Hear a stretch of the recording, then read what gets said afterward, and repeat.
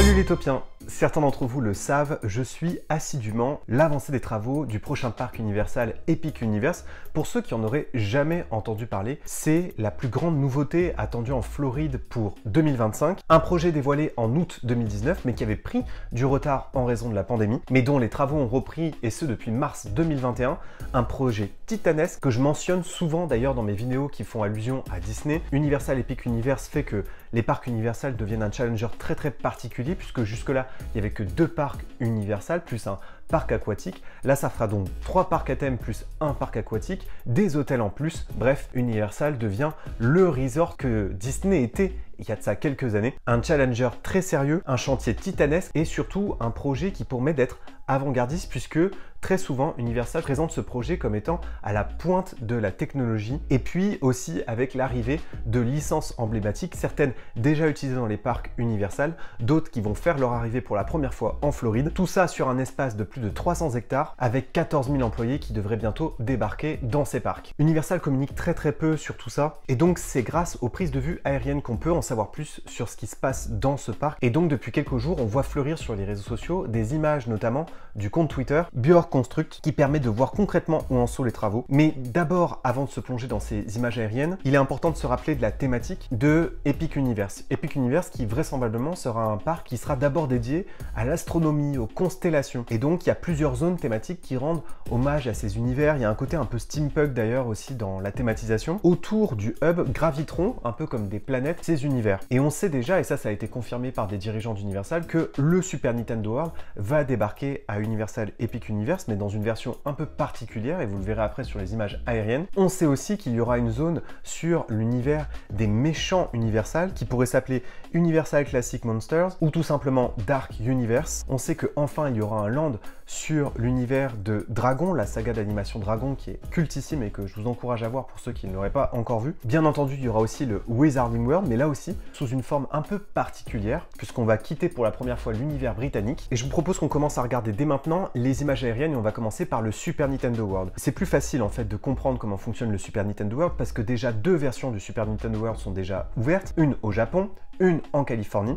En revanche, le Super Nintendo World de Floride va lui connaître une sorte d'extension. C'est un Super Nintendo World qui sera plus grand, puisque dans le prolongement du premier univers, déjà connu des visiteurs dans les autres parcs Universal, il y aura un univers sur Donkey Kong. Là, sur cette image-là, on reconnaît très bien la structure du château de Princess Peach. On devine aussi le parcours de l'attraction Yoshi Adventure. Et puis là, on reconnaît aussi les fondations du château Bowser, qui est là, en fait, tout simplement l'entrée de l'attraction emblématique qui était déjà présente dans les 2 premiers lands. Puis là, maintenant, on va se plonger dans un univers qu'on connaît un peu moins bien de ce land. C'est pour ça que je vous disais que c'est plus difficile pour toutes les zones qui n'ont jamais été construites. Et donc, on peut se projeter un peu plus aussi en regardant les images de l'univers Donkey Kong. Donc, dans l'univers de Donkey Kong, il devrait y avoir un roller coaster qui semble être sur l'univers un peu des mines. Et d'ailleurs, on peut apercevoir déjà les premiers thèmes et les véhicules de ce coaster qui sont en fait déjà en train d'être testés. On devine aussi qu'une partie du thème sera entourée d'eau. On devine là aussi sur cette image l'entrée du Super Nintendo World. On se rend compte là qu'ils ont quand même beaucoup plus de place qu'en Californie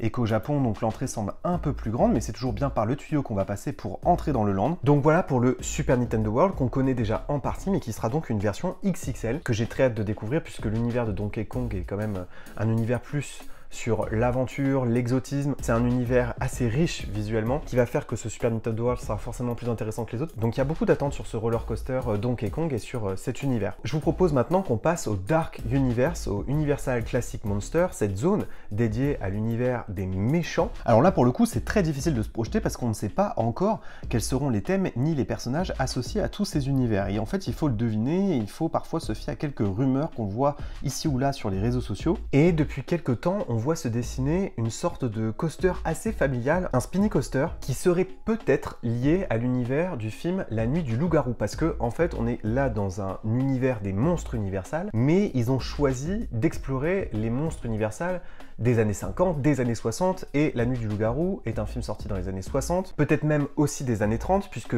sur le concept art, on voit ce qui semble être le manoir de Dracula. Ça, pour le coup, ce serait une attraction en intérieur, dont on aperçoit là aussi les constructions. On reconnaît un peu déjà quelques styles gothiques autour de ce manoir. Ce sera l'attraction principale de ce land, qui est donc une attraction en intérieur, dont on ne sait pas grand-chose pour l'instant, donc il y a encore beaucoup de mystères qui entourent tout ce parc, et c'est ça aussi qui fait que ça attise la curiosité. Il y en a qui pensent que Universal souhaite réutiliser utiliser la technologie de l'attraction Forbidden Journey, une technologie que j'ai eu aussi la chance de tester dans le parc Warner Bros à Abu Dhabi, qui est là pour le coup était une attraction sur l'univers de Batman. C'est vrai que c'est une technologie qui fascine les visiteurs. C'est une technologie qui n'a jamais été réutilisée depuis, ou en tout cas très peu, dans des parcs comme je vous disais à Abu Dhabi, mais c'est pas des parcs encore très visités. Et effectivement, je trouve que ça se prête très très bien à la thématique de l'horreur, parce que le fait de pouvoir changer de position de manière aussi fluide peut perturber et désorienter le visiteur et lui permettre d'avoir peur. Donc une version plus horrifique de cette attraction, une sorte de manoir hanté du futur, mais sur Dracula. Et je vous propose maintenant qu'on passe à l'univers d'Harry Potter, le Wizarding World, mais comme je vous disais tout à l'heure, un univers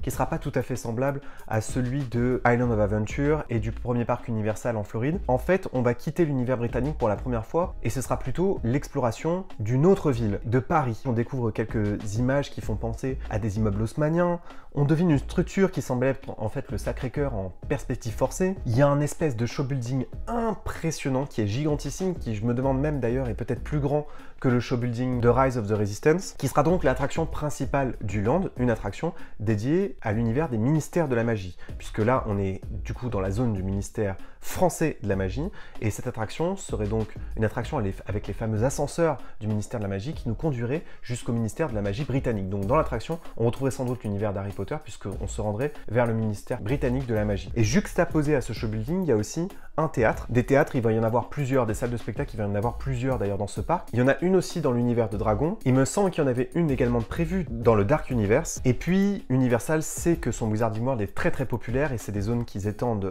très souvent. Et donc, il y a une place gigantesque pour de futures extensions du Wizarding World. On commence aussi à voir apparaître des statues vikings un peu partout dans la zone qui pourrait être consacrée à l'univers de Dragon. Ces deux statues seront installées dans une large étendue d'eau, et puis il y a un coaster qui traverse en fait toute cette zone et qui parcourt tous ces thèmes, vraisemblablement très vivante et très dynamique, puisqu'il pourrait y aussi y avoir un boat ride dans ces grandes étendues d'eau. Et puis voici aussi quelques images de l'entrée du parc. On commence à deviner les portes d'entrée, ces fameuses façades qui vont rendre hommage à l'astronomie. Et puis il y aura une sorte de hub central, de grande étendue d'eau qui sera vraiment au centre du parc et qui permettra de desservir les différents lands, et on commence à bien deviner cette structure. Le parc Céleste, qui sera donc une zone vraiment très attachée à la thématique principale de ce parc Universal. Et l'attraction principale de cette zone, c'est bien sûr un immense dueling coaster, donc avec deux parcours, qui pourrait s'appeler Starfall Racers. Donc ce serait l'attraction à sensation emblématique du parc. Les parcs Universal aiment toujours marquer les esprits avec un coaster emblématique. Et là, il y a vraiment à la fois du thème, de la peinture qui commence à être ajouté, et en fait, c'est une des attractions qui semble déjà très très aboutie et déjà prête en fait. Et puis tout autour de ces zones, on voit aussi les hôtels se construire, puisque un des hôtels sera situé dans le parc, d'autres à proximité. Là aussi, les thèmes commencent à arriver, à la fois la couleur de la peinture et les infrastructures commencent à être finalisées. Bref, c'est un chantier qui avance vraiment très très vite, et c'est évidemment fascinant parce que des constructions de cette envergure aujourd'hui dans l'univers des parcs à thème, il n'y en a plus. Disney, l'immense leader du secteur, est en train un petit peu de tâtonner et fait des projets un petit peu moins grandioses, et donc c'est vrai qu'en 2025, tous les regards seront tournés vers les parcs Universal. Donc n'hésitez pas à me dire ce que vous en pensez, quelles sont là aussi vos théories. Maintenant qu'on y voit un peu plus clair, qu'est-ce que vous aimeriez voir concrètement dans ce parc et quelles sont les licences que vous attendez le plus. En tout cas, j'ai adoré faire cette vidéo et me plonger dans ces images. Je trouve ça fascinant et très enthousiasmant. Très hâte de découvrir tout ça. Merci d'avoir regardé cette vidéo. N'oubliez pas que vos rêves sont éternels. Bye!